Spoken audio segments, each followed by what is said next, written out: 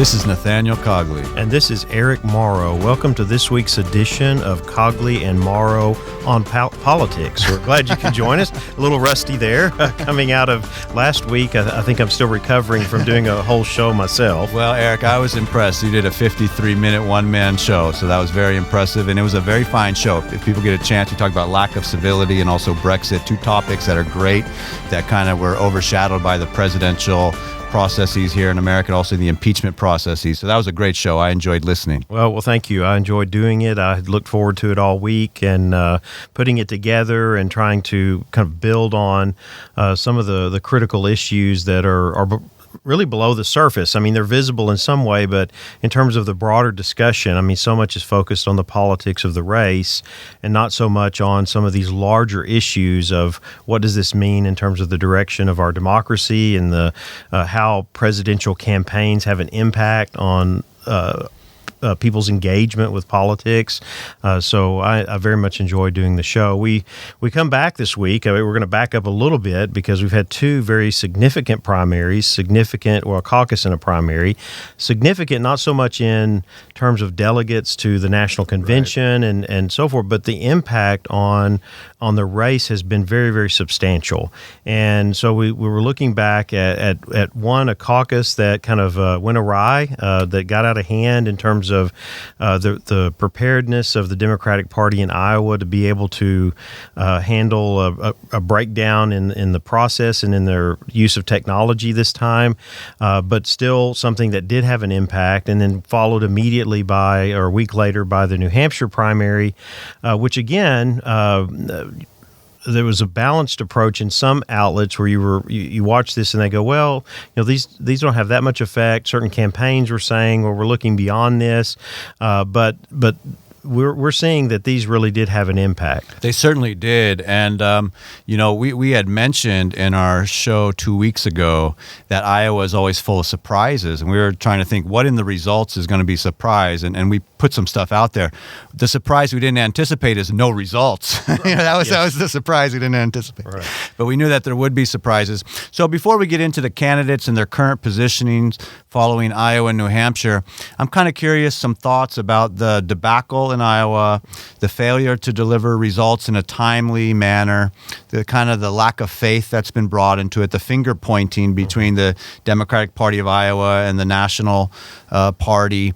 What does this mean for the long-term role of the Iowa caucuses, that it was kind of messy this cycle? Well, I think I alluded to this a little bit last week, that Iowa, the Democratic Party and the caucus method here was really the loser in the race because of the delayed results, the challenges in overcoming the technological snafus, and then how it was handled and communicated. I mean, on so many levels, this was just so challenging. And so I think the long-term effect, or short-term effect, let's go there first, is Nevada, which does also use a caucus system, has already made some changes to the way that they're going through their process so that some of the things that happened in Iowa will not be repeated.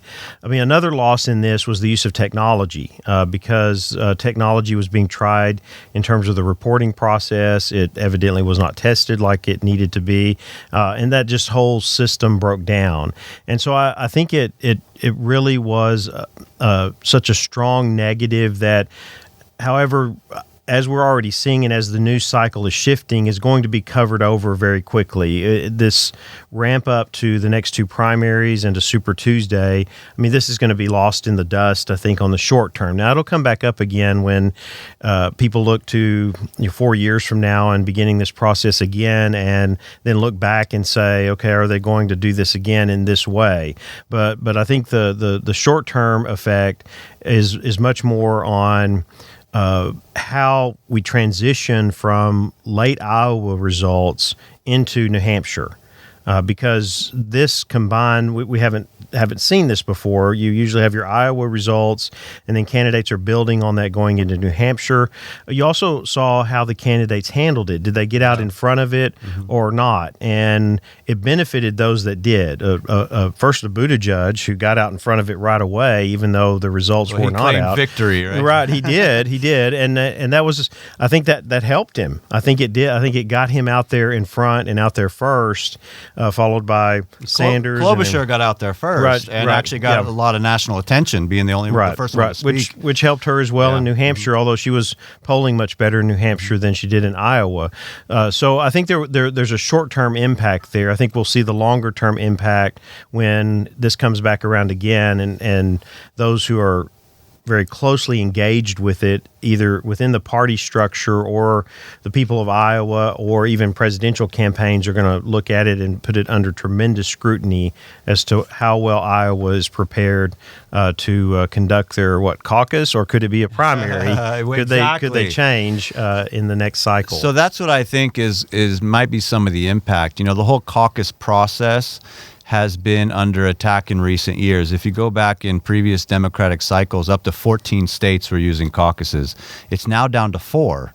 Iowa, Nevada, North Dakota, and Wyoming. And not only that, there's been pressure on them to change how they do caucuses. This was the first cycle that Iowa had to report the first vote, not just state delegate equivalents, but actually report the first vote. Well, that's starting to look like a little primary, right? And also the other caucuses are doing some early voting, and they're also allowing for satellite caucuses, which aren't actually people in a physical room. So they're doing all these things that move them closer to actually just a primary vote. And the whole idea of the system of caucuses in the modern age is going to be challenged here. I don't think the Democratic Party wants to upset the people of Iowa too much. It is actually a swing state that went Obama and then went Trump. And so it is a state that both parties would like to keep in their good graces. But the system of having a caucus, and if Iowa was a primary, how would New Hampshire allow them to go in front of them? New Hampshire loves to be the first primary. Right. So all this is up in the air, but the whole system of caucuses, I think, is going to be challenged more than before. Right. I think the outcome of that argument that New Hampshire, which has that so much ingrained in their identity, might win out on that, because they said, well, we didn't mess up. We're not the ones that are to blame here for what happened in Iowa. Well, they even have in the New Hampshire state constitution a state constitution clause that says their primary has to be a week before any other state holds a similar contest. Right. So, I mean, if Iowa tries to have a primary before them, New Hampshire goes in front, and we could see how that competition could go all the way to the Supreme Court. We could see it. Could go back in time. Yeah, yes. Could go back in time. So that mess will be interesting. The impact on the caucus system will be interesting. But now, after 2 contests, we really can see how it's affected some of these campaigns. And we had made a prediction 2 weeks ago on our show that although Joe Biden has the great resume of a 2-term vice president, Joe Biden led in national polls for a long time, neither of us were predicting he was going to be successful. So we have a clip from 2 weeks ago. We made a prediction on Joe Biden. AJ? I have no shame in my prediction game. I'm going to predict Joe Biden does not win these Iowa caucuses. This is the beginning of the wheels falling apart. He needs to do well, and I'm just not thinking he's going to do well. He was head in the Iowa polls for a long time. Now it's like a dead heat for the polls, and him with Sanders, Warren, and Buttigieg near the top of these polls. Yeah, I think you're correct on this. I would join you in that prediction. I don't make predictions very often, but that he's not going to win. All right, Eric, we shouldn't congratulate ourselves, but we did all right there. Not only did he not win these, he came in 4th place in Iowa with 14.9% of that first round vote. And then he tanked. He came to 5th place in New Hampshire with only 8.4%. Mm-hmm. He didn't even stick around to do his quote unquote victory celebration in New Hampshire. He was down to South Carolina by then. It looks like desperate times for the Joe Biden campaign. What do you think, Eric? I think it is. It really showed and I listened to his post New Hampshire speech in South Carolina, and really it was more of a campaign speech toward the people of South Carolina, and it was about really focused on his record. It was focused on all of these different policy areas and issues he's dealt with, his foreign policy experience. It was just a litany with a focus on all of these credentials that he has to be president. And what concerned me when I heard it, and I put it up against and listened to it, I listened to Klobuchar, I listened to part of Pete Buttigieg's speech following New Hampshire, and one of the challenges that he has had in the past and he has now is his ability to connect with people with a kind of a thematic message at this point in the campaign. He struggled with this before in previous times, and that is because he knows policy. He knows government. He knows Sure. policy. His entire life, his career has been dedicated to that. And the challenge with that, though, is that when he gets in this campaign mode, it's not about people, the likability. It's not about presidential. It's kind of what we're seeing now when you have such a crowded field as people are trying people out.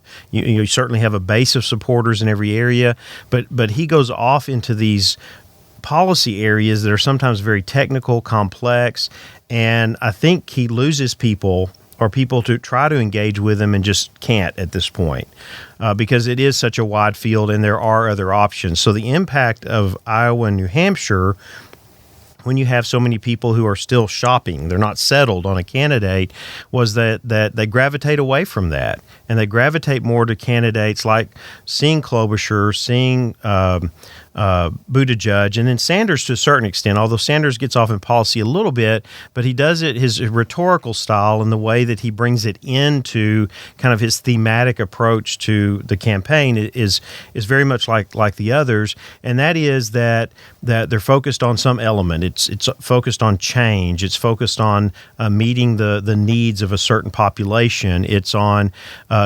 contrasting themselves in terms of their who they are and how they present themselves over against President Trump. Those are the things that are engaging with people at this point. Not so much the details of policy. Now, on a macro scale, yes, if you're not for health care for all or free tuition for all, and those can have an impact. But the impact on a broader level in the way Joe Biden is approaching his campaign and the way he's trying to engage with people is just not being effective. Yeah, and I'm sure he had a prime, and he was better in his prime. And just watching him in this cycle, he was not in his prime. The No Malarkey Tour was not really convincing me. I saw that debate in New Hampshire that happened between the Iowa caucus and New Hampshire, and I just thought it was a horrible performance. I mean, he was angry. He was yelling, "Here's the deal. I'm the one. I'm the one." And it was just like he was just really out of touch. And if you saw him in some of these town halls, people would ask him a question he doesn't like, and he'd challenge the people to fights, to push-up contests. He called some woman a dog-faced pony liar or some weird phrase. I don't get. And I just knew that a lot of his national poll lead was name recognition. Not everyone pays attention like we're paying attention. Some people will pay attention the last week when it's time to vote. And so if they're presented with a poll months in advance, who are you, a Democrat? Are you going to vote? Yeah, okay. Well, who do you like from the list? Well, there's two-term Vice President Joe Biden on there. But in the last week when they start paying attention and bringing up clips and watching debates, he just was not ready to capture people's enthusiasm. Right, and I think that's now starting to have an impact on even African-American voters. The tying himself to President Obama, which he did regularly in this speech after the New Hampshire primary, that has had a benefit to him, but now as he campaigns more and he struggles with the campaign and he struggles with communicating on the debate stage as well as at these events, that's starting to erode because people are starting to think, hey, there are other options that are performing strong and that have messages. What are they saying? And beginning to kind of look at other candidates. Yeah, and he certainly is getting down to South Carolina. He feels like that's a state he can do well. Very large African-American population, but you're correct, his polls are coming down across the board. It's good for him that Kamala Harris is out, Cory Booker's out, other people who could do well with that demographic.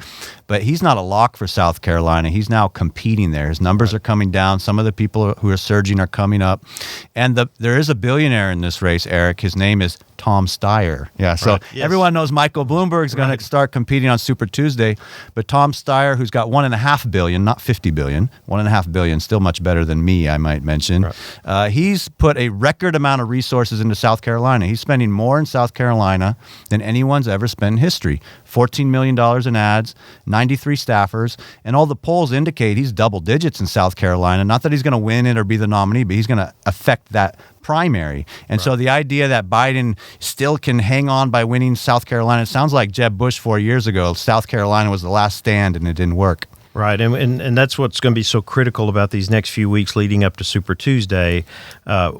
Where is Biden in all this? Where does he end up? And we have to realize, too, that Biden, while he has resources, he's not been collecting resources that are sustainable, say like Elizabeth Warren and others that are using online methods where people are just having it taken on a regular basis and keeping resources coming into the pool. It's also been Mike Bloomberg out there engaging with major Democratic donors, telling them not to give to Biden or to him, but to wait. Yeah, say Biden needs it. Biden needs it, and the critical issue here is not whether Biden can hang on because he has resources that he can continue to put in. He has limited amount of resources, and the worse he performs, the more challenging it's going to be for him to have the resources to continue this on past Super Tuesday. I don't know if he wants to embarrass himself with a poor showing in South Carolina, so he might not make it there. I mean, right now he's still in it. Right now he's trying, but we'll see how that shapes up. So I don't want to go out of order, really, but we're going to because we made another nice prediction 2 weeks ago on the show about someone who's kind of been off the radar, but was positioning herself to have this moment. Can we play the Klobuchar prediction, AJ? Mm-hmm. So I just have my eyes on Amy Klobuchar. She does need to do well. Signs are indicating she just might do well. What are your thoughts on her? I think that could definitely be a surprise if she is not second or if she ends up second or wins. Yeah. I mean, I think that I think she's close enough. All right, Eric, so she did not come in first or second, but she did well, and she's starting to get some attention, some momentum. She came in fifth place in Iowa, 12.7%. That was higher than had been polling. And then a week later into New Hampshire, she came in third place, getting better of Biden and Warren at 19.8%. That's a great number for her. She's starting to get some national attention. I'm trying not to say I told you so too much, but you were on board too. You just thought 1 or 2 is what she needed, but she still is doing very well with a fifth and third place showing. Right. And in New Hampshire, if you look at the numbers and the how close Buttigieg and Sanders are, you could almost say she was second because the two of them together, in terms of their total votes, that out of the rest of the pack, she's right up there with them following. Oh yeah, she's following from Iowa. fourth. Yeah. Right. And so yes, I think this is a surprise. This is a benefit very much to her campaign. What was needed, because probably a poor performance in New Hampshire might have ended her bid, and now there's that momentum to go on. Even some have suggested, did an interview earlier this week, people talking about, well, would she be a vice presidential pick? And I think what factors in here, certainly she has those presidential aspirations. That's what her goal is in the run in the primary. But it's also critical when you start looking at candidates that are performing well, that were not expected, in terms of strategy if they do end up dropping out of the race, and who do they align themselves with? Who do they direct their supporters to that are with plenty of race left to go? And I think that's going to be very critical if in these next few primaries leading into Super Tuesday, she does not perform as well. Now, the surprise again would be if she continues this kind of upward climb where she is competitive with Buttigieg and Sanders at this point. Yeah, and I've heard this talk about she might be a good VP choice. I actually think that's very plausible, especially in a brokered convention scenario. You know, the VP does not need to be someone running for president. Right. We saw Michael Pence picked. We saw Dick Cheney picked. Sarah Palin picked. But in a brokered convention scenario where you got to make a deal, you know, it helps to bring delegates to the table so that the ticket maybe had a majority of delegates, not necessarily one particular. So, and I agree, and I call Minnesota a swing state. I actually called it on air a swing state, and someone sent me an email. They said Minnesota hasn't gone Republican in a long time. And I didn't mean swing state in historical terms, like it's been swinging back and forth. But Clinton beat Trump by 1.5%. It was the sixth closest state. And what I mean by swing state is it's going to be focus of both campaigns, and it could help swing the result. Mm-hmm. And so Minnesota being a swing state, the politics of Minnesota being good national politics to run on. You think about her campaign versus Kamala Harris. Kamala Harris blew $50 million, didn't even make it to a state. Klobuchar has much less money and has timed this and managed this very well. I do think she might be a good VP pick. I'm just not going to count her out for the nomination yet, given the other alternatives. It's one thing when you dig into her record, she is a winner. She has won in Minnesota by huge numbers, even when the seat was vacant. She has not had close elections. She has not had a defeat. She has won, and she's come to this thing to win it. And if there were other people who I thought, you know, had the stronger campaign and were better positioned to unify the party, I might not, because I could see some areas where the campaign could be a little stronger. But given the alternatives, she might be the ticket, especially when you come to a broker convention and you need someone that is able to pull this party together. She might be the one. She may be, and listening to her, the fight in her, the resolve. I mean, it very much came through after it was as much a victory speech on following the New Hampshire primary as Buttigieg. Because her, not only with her supporters there, but just in terms of what she was saying, the connections that she was making. I've heard also in some interviews that have been conducted, some people calling in that had talked about looking at her as a serious candidate and the reasons why they were doing that. And I think when people start examining more in depth how they're aligning with the candidate and what attracts them to someone, she becomes very attractive in that way as a potential nominee for the party, and so she has that going for her, and it's going to be interesting to see how that carries into these next few primaries. Yeah, because she spent a lot of time in Iowa and was parlaying that to New Hampshire, but we're going to go through a lot of states quick. Is she going to be able to do well? I just take that campaign very serious at this point. I agree. Someone else who's done very well, Mayor Pete Buttigieg of South Bend, Indiana. So he has had great performances here. He was second place in the votes in Iowa, but first place in the delegates coming out of Iowa, another quirk of their caucus system. So he's kind of a tie up there out of Iowa. And he came in a very close second place in New Hampshire with 24.4% of the vote, a very strong performance. He has great money. He's been a great campaigner. You have to, at this point, Eric, take the Pete Buttigieg campaign seriously. He's top two in Iowa and New Hampshire. He's racking up delegates. He's racking up money. His name recognition is very high. Hi, Mom. Mom likes him in San Francisco, right? I mean, no one knew the mayor of South Bend, and now he's got name recognition throughout the USA. I just don't know that I see this mayor in his 30s, given some of the challenges he would have at a national level, being the party's nominee in this cycle. I think he's done very well for himself, and this is a campaign to take serious as he starts to win states and win delegates. But what's next for Pete Buttigieg here? He's had a great run on 2 states. Potentially, he could be the nominee. I'm just still skeptical. What do you say? Well, I think as the attention begins to turn more and more to him, there's the benefit in that we see all across the country in polling that he is he's gaining. I mean, he's gaining ground wherever he may be. Now, that's very different from where he was positioned in the Midwest and the Northeast compared to Texas coming up on Super Tuesday, where he's really at the bottom, and even though he's he'll rising. Stay there. Yes. And so that's the big question: is how will he do when we move into the southern states where he's not as known. The other thing I think that comes to question here, and this will lead into what we'll talk some about as well, is with the Bloomberg factor, is his level of experience. If Biden remains in, and you have Sanders, and depending on what Warren, where she is in this, she seems to be fading at this point. But you put Bloomberg up there as a mayor of a very large, complex city, as a multi-billionaire as well. But the challenge and concern gets into experience.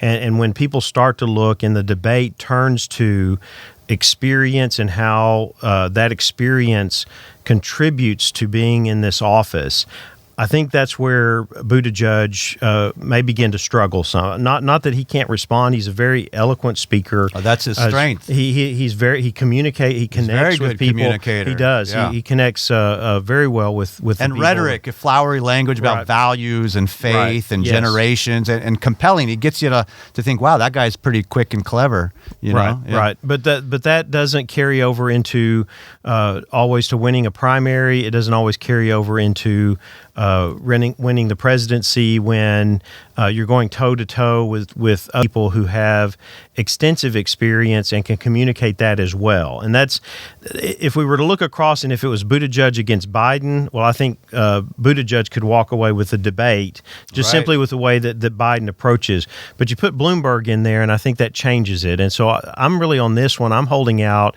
until we get Bloomberg on the debate stage and see that dynamic and where it goes with those specific questions that deal with kind of hard policy questions and how experience contributes to addressing those. Some people tune in, watch the debates, and they go, well, that guy won the debate, I'm going to vote for him. And the only thing is, we're not selecting a debater-in-chief. We're selecting a commander-in-chief. And the resume, the experience that you talk about is very important. Now, Buttigieg will say he's the one who served in the military, actually. He's the only one on the stage who served, and he's going to have a good point there.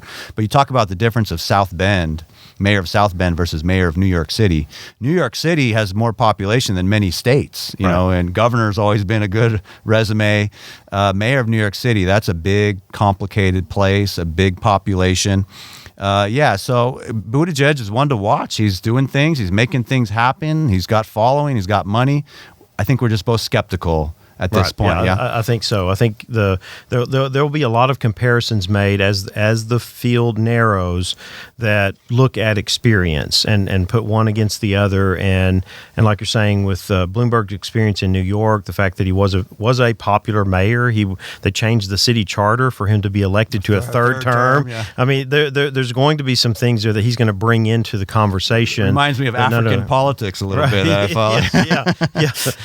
But it also shows, or it puts the spotlight, I think, on something that is critical that people who are looking at these candidates and trying to make decisions have to factor in, and that is that we're not choosing someone that you can say, well, I like that person, or I can connect with that person, even though we know that has a lot of influence. We're really making a serious decision here about the person that is going to lead the executive of our country for the next 4 years at least. And so I think that is going to present some very challenging issues and questions that Buttigieg is just not going to have the background to rely on. I think we both agree. And of course, there's a couple more people to talk about here. And the big one, Bernie Sanders. What a movement, Eric. There was a question there for a moment. Would Elizabeth Warren outflank him on the left side? It appears that she was not able to do that. Bernie Sanders coming in first place in Iowa in terms of votes, second place in delegates, and coming in first place in New Hampshire with 25.7%. That's a pretty good start to the voting for him. And I just know a lot of his followers, a lot of people who support him, they love the guy. They think he's determined. They think he's sincere.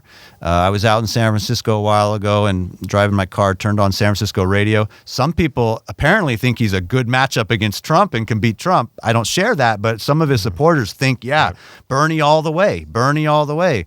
And we also see not only has he done well, he's got a movement, and it's got a lot of young energy, huge support amongst young people and the left flank of the party.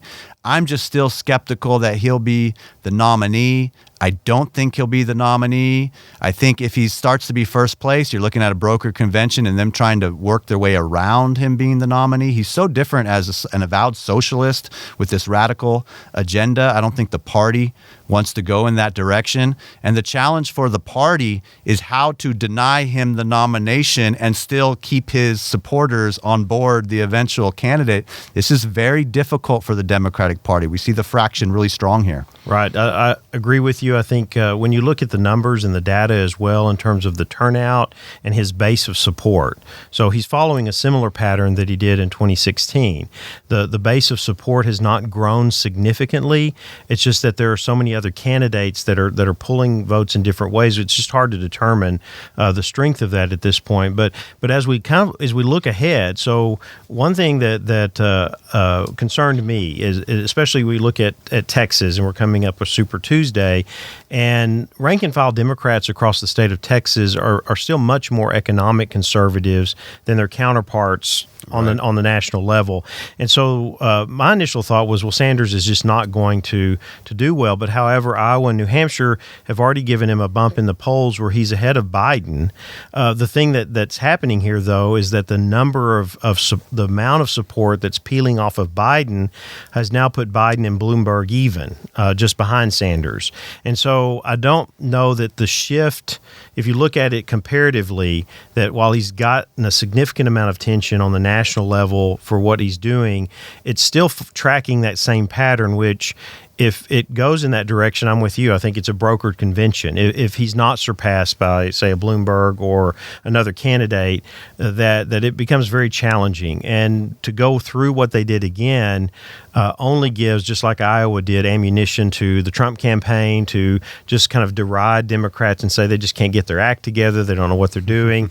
And so we'll see. I think they have to be thinking about that now at the national level, the Democratic Party, to say, how are we going to navigate this based on where we are in the race at this point. Yeah, and 4 years ago when he had that very impressive movement already going, the establishment and the moderates were rallying around Hillary Clinton. So the opposition to him was consolidated. And just right now, it's not really clear who's it going to be to rally the establishment and the moderates. Is it going to be the Buttigieg or a Klobuchar or a Bloomberg, right? It's not clear. And so as long as that remains fractionalized, Bernie has this great opportunity to pick up a lot of delegates, a lot of states by having a plurality, by winning them with 26, 28, 30%. That doesn't mean he has support from a majority of the party. It just means he has the most support. The opposition, the establishment opponents are fractionalized. And until the establishment starts to rally around someone and the moderate voters rally around someone, he's going to keep going, and it's going to put a lot of people in panic mode. Right. Yeah, I agree. I think that's being tracked very, very closely. Because that does have an impact on that outcome the closer that we move to the convention. And I think we can also expect the Trump campaign to be kind of egging this on a little bit. Mm-hmm. They're cheating Bernie. They're cheating Bernie. Right. Kind of making an appeal to Bernie supporters, saying, hey, they're cheating you guys, Yep. Because actually on some issues, there's some alignment. Revisiting trade deals that send union jobs, that end union jobs and send them abroad. Production in countries without environmental standards or labor standards. These are things that can actually appeal to a Bernie-type supporter. So Trump's going to kind of help increase that wedge in the party. Yes. The last one we want to talk about is Elizabeth Warren. She had led national polls for a while. She got a lot of attention. We had been looking at her. Could she win one of these states? Maybe New Hampshire, which was one of her neighboring states. When I think about it, actually, the threshold for her was not to win one of these states, but to come in second. Because this is going to be no one's going to run away with this. There's going to be a competition, likely consolidating around 2. So if it was like Biden and her, then she would have outflanked Bernie. She could say she's the progressive alternative here. But if it was Sanders and her, she could say, hey, establishment, get on board me. I can unify the party. Top 2 is what she needed in Iowa and New Hampshire. She failed to do that. She was third place in Iowa, 18.5, a good number, but still third place. But then when it came to New Hampshire, she dropped quite a bit to fourth place, 9.2% in a neighboring state. Not a good showing at all. I think it's a matter of time before Elizabeth Warren has to hang it up. I think so. We saw initial decline. Her decline began when she went after Bernie Sanders. Yeah. And then that she got a little bit of a rebound from Iowa, but her debate performance did not help her at all. And I think that was really a key in going into the New Hampshire primary, that she had to have a good debate performance. And I think some of the others on the stage, like a Buttigieg, like a Klobuchar, and even Sanders himself, and of course Biden with whatever he did, but it crowded her out. And I think that did have an impact. And I think it caused people who would have been in either camp, depending on which candidate or where they supported, to begin to shift and to give Sanders the support that he received in that primary. Yeah, and now she gave out after New Hampshire the need for the party to unify, not fight amongst itself. She started some of these fights. She was like, Bernie said to me in private 4 years ago, some little comment that's probably spun out of perspective. She was herself engaging in some of these fights, and that's politics. Things happen. So if she makes it to Super Tuesday, Massachusetts and Oklahoma, where she's from, are actually Super Tuesday states. I just think that's real slim pickings at that point. Mm-hmm. I'm looking for her. She might pick up some delegates, but she's probably not got momentum here. And then if she ever withdraws, where's that support going? A lot of times we've assumed it goes to Bernie, but I don't know. I think some of this would go to Amy Klobuchar. They're both female senators. And if you look at these national polls, when she was initially coming up to first place, she was taking from Kamala Harris, who was receding at that time. And once she got to the top and started coming down, Pete Buttigieg was rising at that time. And, if the Warren campaign is going to come down, I just think some of this might settle on Klobuchar or some others in the race. Right, I think so. I think there's that.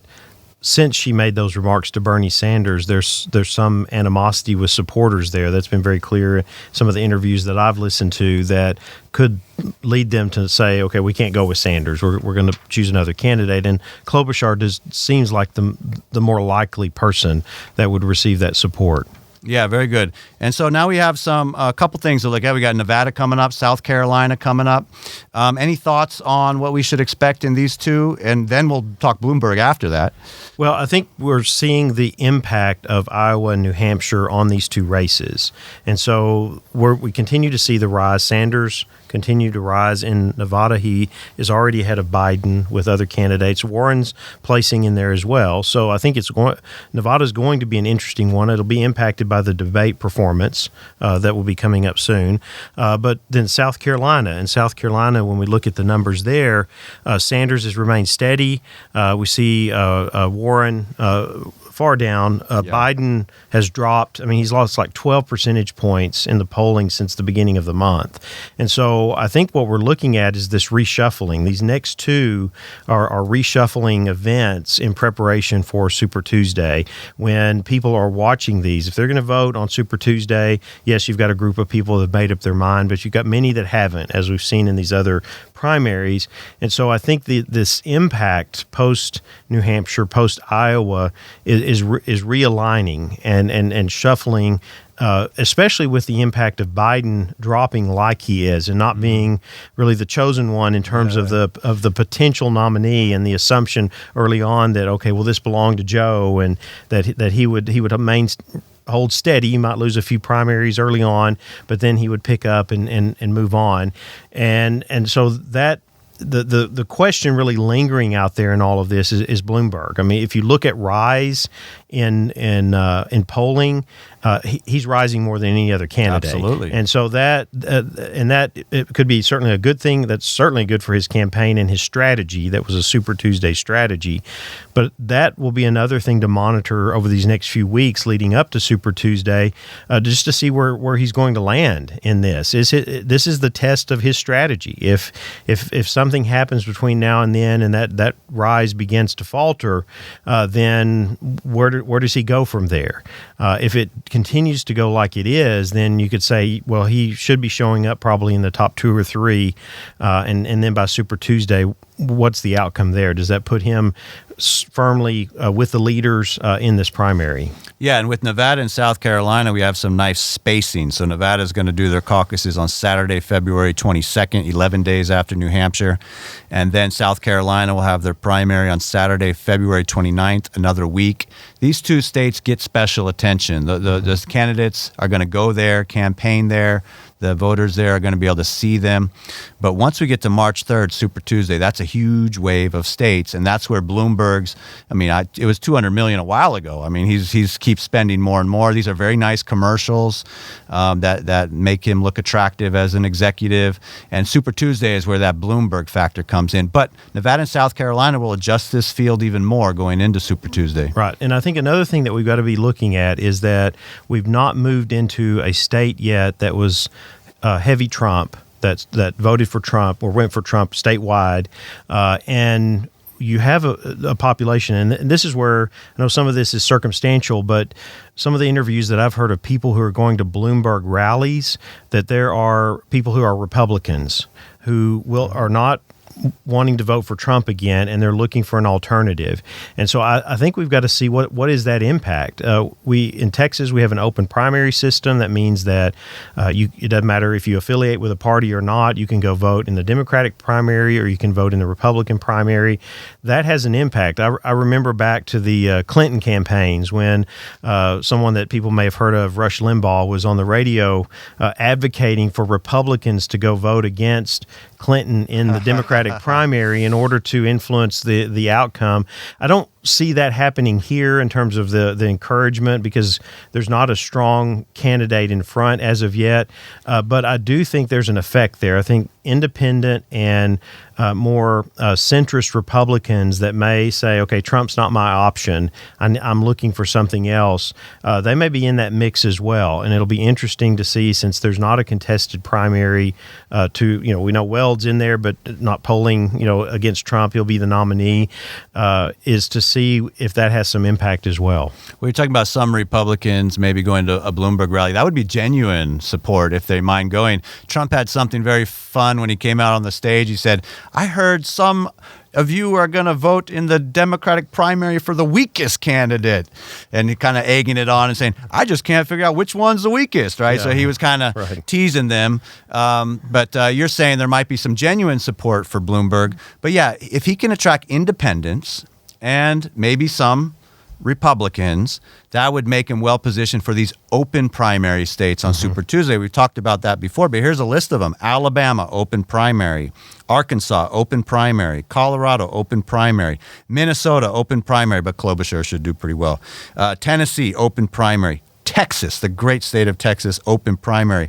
Vermont, open primary, but Bernie should do pretty well. And then Virginia, open primary. So these are some states to look for where the Bloomberg strategy of massive television buys, open primary, independents and Republicans can show up, he should do pretty well, and that'll be exciting to watch. Right, I think it will be, and I think that's where if people are really into this and watching the numbers, that's going to determine if that strategy not only works, but if what the impact is of not only the money that he spent, but also his viability as a potential candidate that can draw the kind of turnout that is needed. The concern at this point, too, is that if this becomes contested, that the voter turnout for the Democrats is not as significant as it needs to be because some peel off, like Sanders, where some went for Trump, Some didn't vote at all in the 2016 election, and that certainly had an impact on the outcome of that race. So is Bloomberg one of those types of candidates that may lose part of the party he's associating with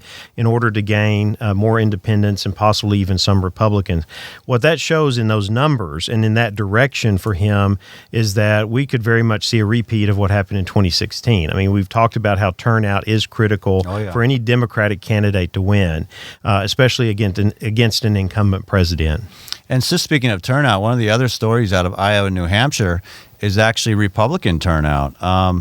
Trump has better numbers out of the Iowa caucuses and New Hampshire primary than any incumbent president in history. Now, they're still lower than the Democratic side where the actual contest is and the energy is, but there's a lot of people showing up on the Republican side just to show their support for the president. So people that underestimate Trump's support in this country are going to be in for an awakening. He's got a lot of support, and it's showing up in these numbers. Right, yeah. The popularity polls are moving in a certain direction, a positive direction, economy. I mean, all of these factors are working in his favor. And that's why I thought it was unfortunate. There's been some states where the Republican Party in the state has decided not to do a contest for fear that it might go awry and pick someone else. I've never been worried about that. Right. Trump's got this Republican nomination on lockdown, while some Republican politicians have tense relationship with him. His support amongst Republican voters is very high. Right. I agree with that. I think it's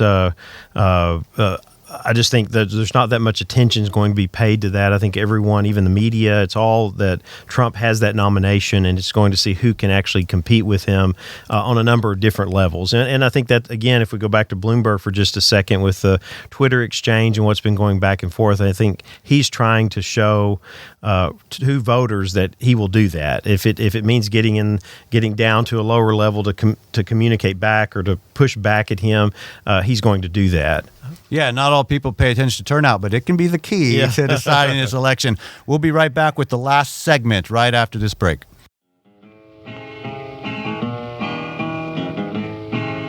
T for Texas. T for Texas is a Texas-based history podcast from historian Dr. T. Lindsay Baker.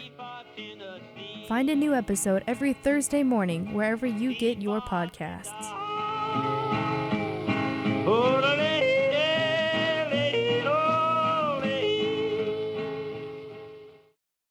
Welcome back to Cogley and Morrow on Politics.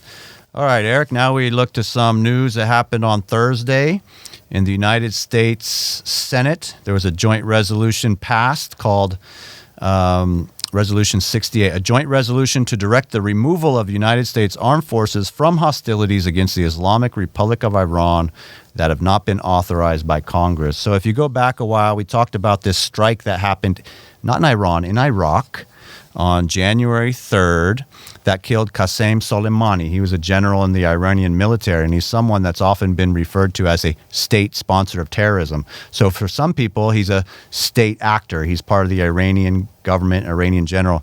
But the United States has repeatedly referred to him as part of terrorism and supporting terrorist militias and stuff like that. Trump did a drone strike, took him out, and also some other leaders of militias in Iraq that have been destabilizing in Iraq. And now we see the House pass something that was different, but it's interesting that the Senate, which is controlled by the Republicans, passed this resolution, which, quote unquote, Congress hereby directs the president to terminate the use of United States armed forces for hostilities against the Islamic Republic of Iran or any part of its government or military, unless explicitly authorized by a declaration of war or specific authorization for use of military force against Iran. This was supported by all 47 Democrat or independent Democratic-leaning senators, and was joined by 8 Republican senators. Those are Lamar Alexander of Tennessee, Bill Cassidy of Louisiana, Susan Collins of Maine, Mike Lee of Utah, Jerry Moran of Kansas, Lisa Murkowski of Alaska, Rand Paul of Kentucky, Todd Young of Indiana. So what do you think when you see this kind of grouping of these 47 Democrats, these 8 Republicans stand up and say, you know, the president should not proceed with hostilities against Iran? So there's a couple of things in looking at the motivations of coming back to this post-impeachment. So Yeah. this was an issue that many people are probably past. They've not been tracking in terms of what's going on with Iran and following this. And so now we're coming back to it.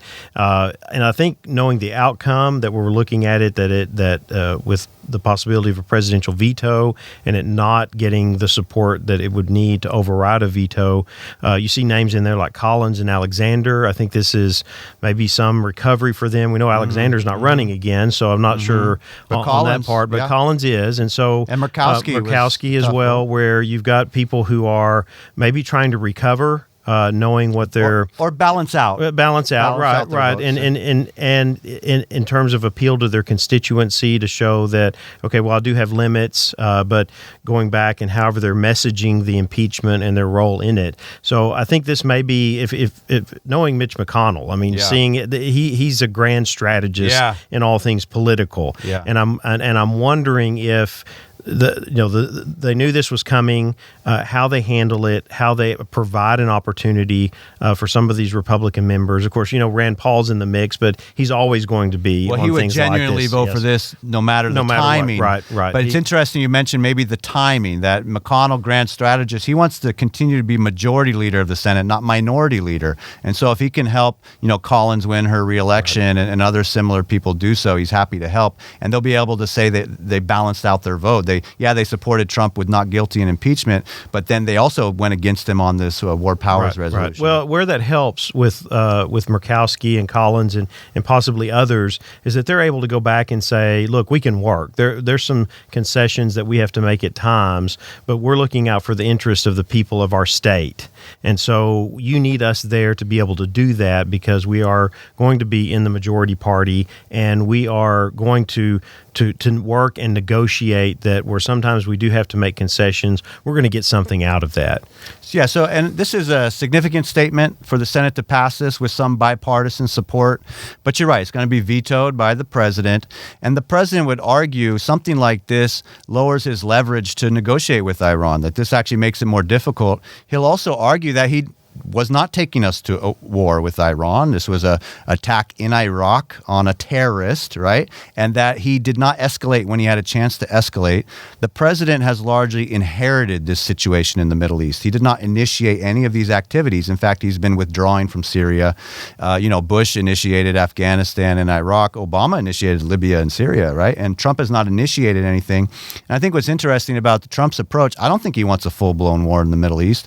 He seems to be less idealistic, like a Bush nation-building democracy in the Middle East, and he seems to be more have this preventative strategy. He's inherited us over there. He's maybe not comfortable, but while we're over there, he wants to prevent certain negative outcomes. He wants to prevent ISIS forming. He wants to prevent Iran getting a nuclear missile, but he has no idealism to do a full-blown war for some ideal outcome. It's just about minimally holding what we have to prevent certain negative outcomes. Right, and I think for Trump, what helps him is he can say that it's working, and to the degree that he wants it to, and this approach and what it accomplishes. There's not necessarily a long-term plan to resolve. It is prevention. It is how do we stop some of the factors that have caused challenges in that region for decades, but stay and not be entangled in them to the degree that we have been. And so his response to this is going to come back and watch the press conference with the veto or whatever is provided with it, of where he's saying, hey, it's working. What I'm doing is working. Yeah, and he's going to be able to go to the election and say he didn't start a war. This is not what he's done. Also, he's going to get a lot of support from the American public for being tough on Iran. I don't think the American public's going to look down on the strike against Soleimani or anything like that. So I'm not sure that this is going to be bad for him politically. It's certainly something he's tweeted about that he didn't appreciate, but I know what President Trump really wouldn't appreciate, and that's a democratically controlled Senate. So if this helps the Republican Party keep control of the Senate, that would be a good thing for the president, even if he's not really comfortable with the language here. Thank you for joining us today. That's all the time we have on Cogley and Morrow on Politics. Tune in each week at noon right here on KTRL FM 90.5 to hear politics discussion with civility and depth. This has been a Tarleton Radio Network podcast with production from AJ Heyer and Taylor Welch. Find more great shows by searching Tarleton Radio Network wherever you get your podcasts.